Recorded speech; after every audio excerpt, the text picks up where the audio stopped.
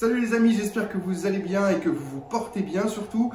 On se retrouve aujourd'hui pour une nouvelle exploration. Bien évidemment, quand on parle d'exploration, je suis toujours avec Rémi. Salut à tous. Et aujourd'hui, on s'en est allé voir ce qu'est devenu le château Assassin's Creed. C'est un château qui fut bâti aux alentours du XVIIIe siècle. Il était très simple au niveau de l'architecture. Ce qui lui a permis de sortir son épingle du jeu à l'époque, c'était ses fontaines et son jardin. En effet, comme le dit Rémi, le concepteur a voulu imiter le château de Versailles. Dans cette vidéo, vous verrez qu'on n'a pas pris forcément le temps d'aller explorer les écuries. En effet, elles étaient complètement délabrées, vides, et leur toit était complètement à nu. Vous vous apercevrez certainement que le château, mais aussi ses jardins, sont complètement délabrés actuellement parce qu'ils sont laissés à l'abandon depuis plusieurs dizaines d'années. D'ailleurs, les statues présentes dans le jardin n'existent même plus, et les fontaines ne sont plus que le reflet d'elles-mêmes. Allez, passons maintenant à l'exploration, je vous souhaite une bonne vidéo.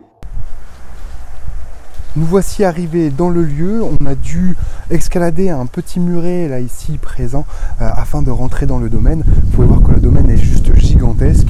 Ça va être très facile je pense de rentrer dans ce lieu puisque nous pouvons voir que les portes-fenêtres sont ouvertes. Donc ça c'est déjà une très bonne chose, on va pouvoir explorer ce lieu. En tout cas vous pouvez voir que la bâtisse est juste gigantesque. Elle va même juste que derrière, donc je pense qu'il y aura pas mal de choses à visiter, en tout cas je l'espère, mais je vous laisse déjà aussi apprécier la grandeur du domaine. Voilà, ça c'est juste superbe. Donc on se retrouve tout de suite à l'intérieur du lieu. Donc voilà, on est rentré dans le lieu, hein, comme je vous l'ai dit, par la porte-fenêtre qui était ouverte. Dès qu'on est rentré, on voit un énorme escalier qu'on pourra monter ensuite pour pouvoir voir ce qui se passe à l'étage.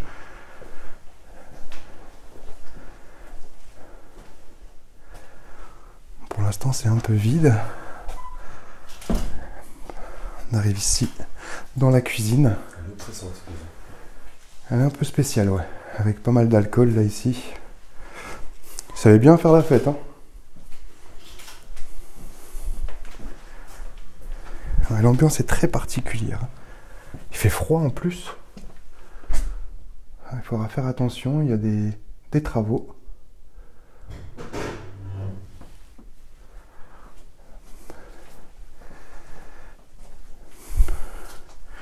Du matériel ancien, peut-être de tissage.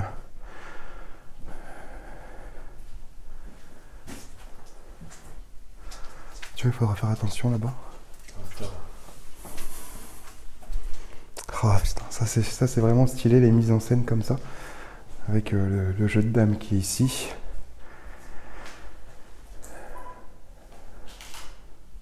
Puis là, ici, la table. C'est vraiment une belle mise en scène. On peut voir quand même que les murs sont rongés par l'humidité, les tapisseries se décollent d'elles-mêmes.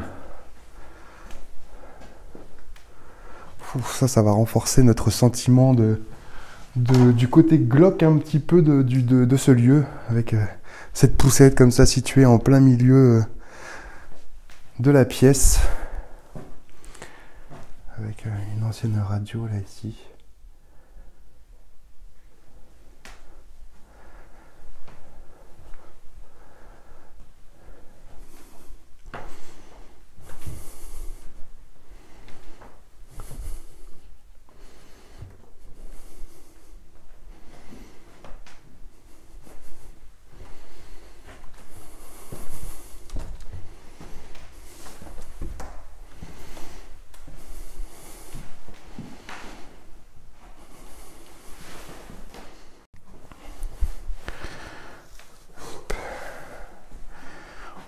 On arrive dans une toute première chambre avec pas mal de photos, une photo de classe, hein, datée de 1955-56.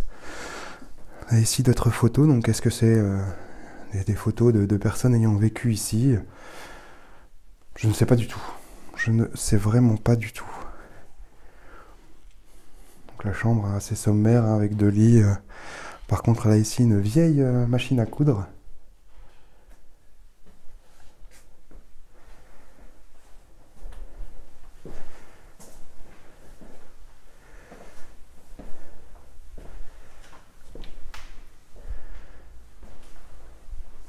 Oh, par contre là ici vous pouvez regarder escalier en béton, en pierre, est vraiment magnifique. Magnifique. Je pense que de toute façon, on pourra aussi après se rendre à l'étage inférieur, puisqu'il semble y avoir encore un billard avec une cave voûtée en pierre. Ça doit être vraiment très beau à voir.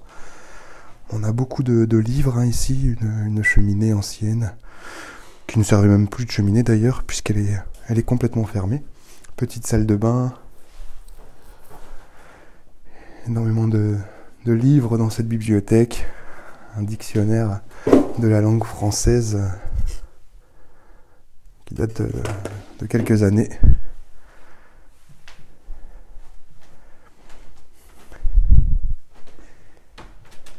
C'est assez spécial, il fait vraiment très froid ici et il n'y a aucun bruit.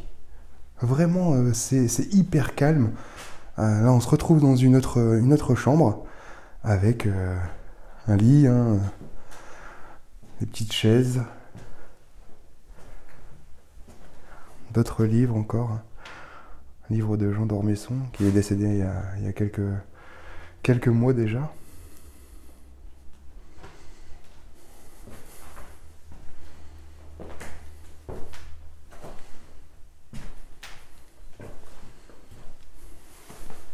Ok. Donc là aussi on peut voir une bibliothèque complète, plein de vieux livres. D'ailleurs, il y en a aussi de l'autre côté. Enfin, il y a beaucoup de livres dans cette demeure.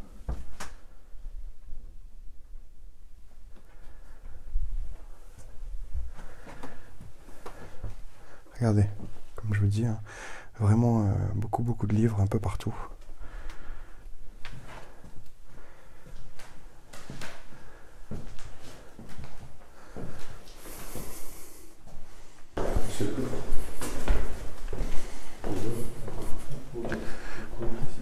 Donc là on descend l'escalier en pierre que vous avez vu tout à l'heure pour voir où est-ce qu'on va se retrouver. Oh. Donc là ici, comme je vous avais expliqué, une pièce, un genre de cave toute voûtée, avec un billard à l'intérieur. On voit quand même que c'est bien délabré. Ici, il y avait une énorme cheminée, quelques meubles qui ont sûrement été descendus à la cave. Superbe meuble ancien qui mériterait une belle restauration pour qu'il retrouve un petit peu le goût du jour.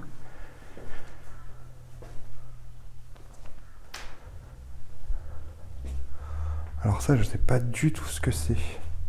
Je sais pas si vous voyez bien. C'est sûrement en fer forgé ou... Mais alors... je sais pas du tout à quoi ça servait. Est-ce que c'était pour mettre des bougies ou des lampes? Ouais, je pense que c'est des lampes, c'est ça. Ouais, je vois l'ampoule. Donc c'était une lampe. Et puis c'est même pas en fer forgé, en fait, c'est du bois. Ouais, c'est du bois. Voilà, ici, si je me trompe pas, c'est quelque chose pour mettre les bouchons de liège dans les bouteilles de vin. Oui, c'est ça. On positionnait la bouteille juste ici.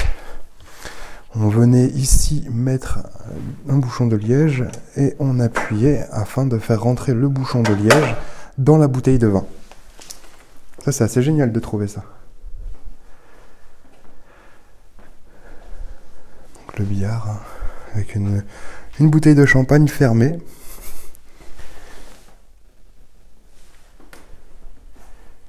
Ouf, et ben là on va trouver le pourquoi il y a une machine à mettre les bouchons de liège dans les bouteilles de vin. Regardez-moi ça. Bon, tout à l'heure j'avais plus beaucoup de lumière au niveau des bouteilles de vin, donc je voulais les remontrer. Regardez comme il y en a énormément. Donc est-ce que c'était une personne qui était fan de vin, ou alors est-ce que c'était une personne qui gérait la mise en œuvre des bouteilles? Bonne question. En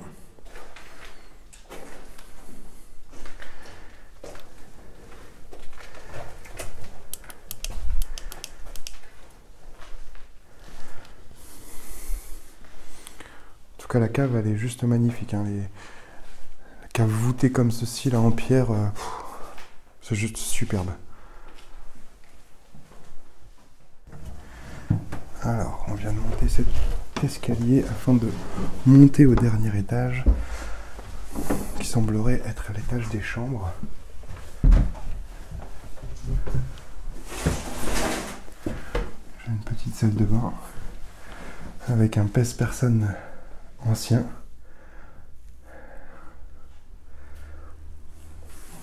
C'est fou comme ce lieu regorge de matériel ancien, que ce soit une machine à mettre les bouchons de liège, un pèse-personne ancien. Enfin, c'est pas des choses communes qu'on a l'habitude de retrouver dans les lieux d'urbex.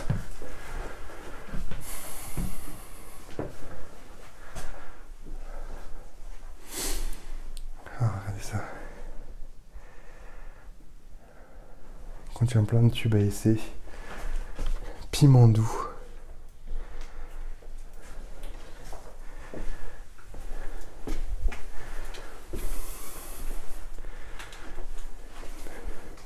Bibliothèque avec plein de livres, encore une fois. Puis là, on se retrouve au niveau des chambres. C'est particulier. C'est vraiment particulier. L'ambiance, elle est glaçante.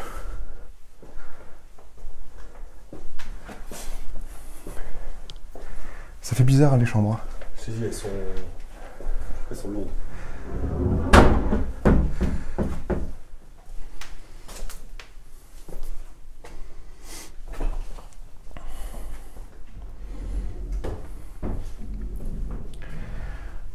Vous voyez, cette bâtisse, elle est quand même assez énorme. Hein. Il y a quand même pas mal de pièces. Et regardez-moi la grandeur de cette chambre. C'est juste gigantesque. Alors, il n'y a pas de choses qui sortent du lot ou qu'on n'a pas forcément l'habitude de voir. Mais par contre, c'est une pièce qui est vraiment très très grande.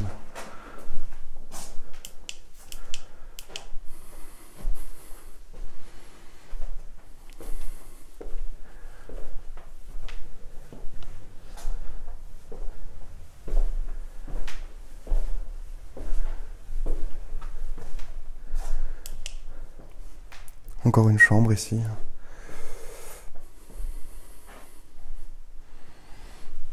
Il doit y avoir au moins 7-8 chambres, hein, si je me trompe pas, voire peut-être un peu plus.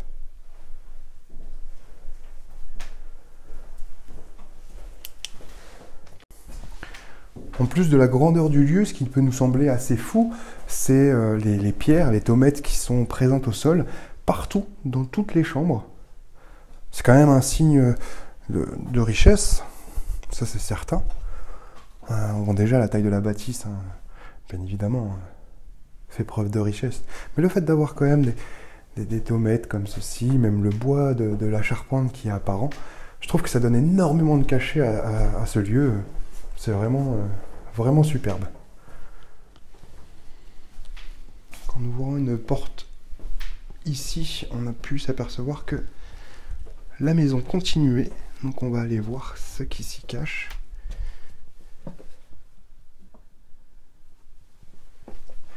Même si je vous avoue que c'est pas rassurant. Là, on est quand même...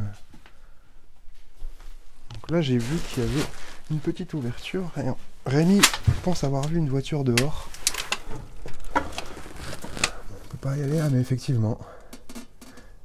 309 dehors.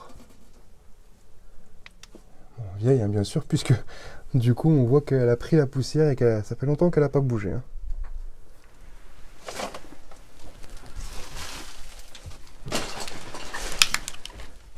Bon, par contre, faire attention ici, le plancher, ouais, les escaliers, on voit que...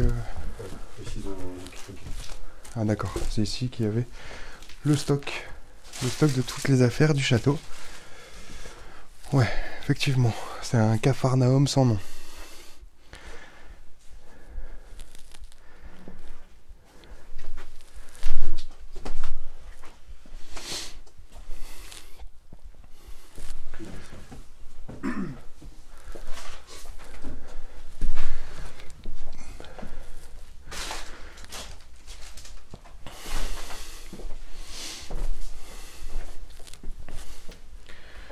Ouais, c'est vraiment fou. Alors c'est blindé de vieilleries, de vieilles choses. Plateau. Monsieur de Gaulle. Ouais, c'est vraiment... c'est un débarras en fait. Hein. Là, cette partie de la maison, c'est vraiment le débarras.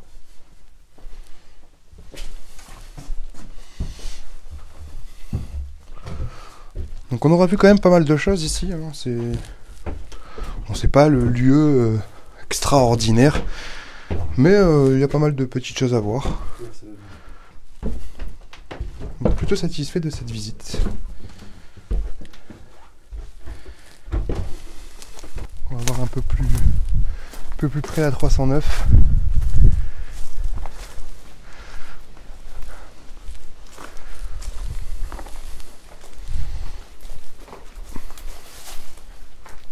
C'est sa petite dédicace. Ouais. Ouais, ça c'est un petit peu aussi le truc de tous les urbex, hein, de laisser...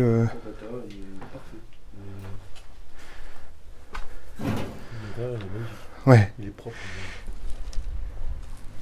C'est même impressionnant. La différence entre les deux. Ouais, carrément. Il n'y a même pas d'humidité à l'intérieur.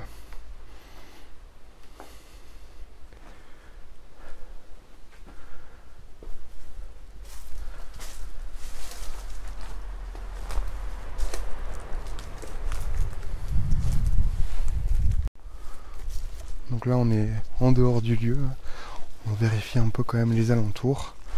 Donc ça c'est le jardin, là vous pouvez voir la bâtisse.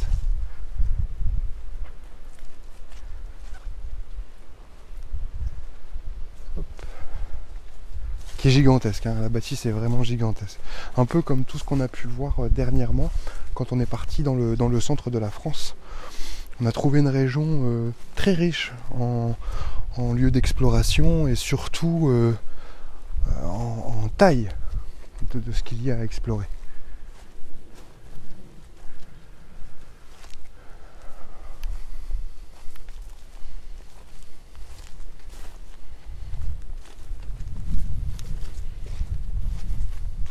L'ambiance du lieu était vraiment malsaine, on se sentait vraiment mal à l'aise, limite angoissant quoi. Franchement c'était vraiment pas agréable. C'est vrai, comme le dit Rémi, le sentiment à l'intérieur de ce château était assez lugubre. On s'est retrouvé dans un château très froid, très austère. Alors je ne vais pas parler du tout de paranormal ici, puisque ça ne nous concerne pas. Mais en tout cas, c'est vrai qu'il y avait une ambiance assez spéciale.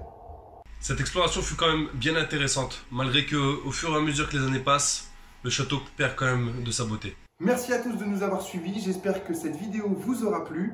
N'hésitez surtout pas à vous abonner, activer la cloche afin d'avoir les notifications de mes prochaines vidéos.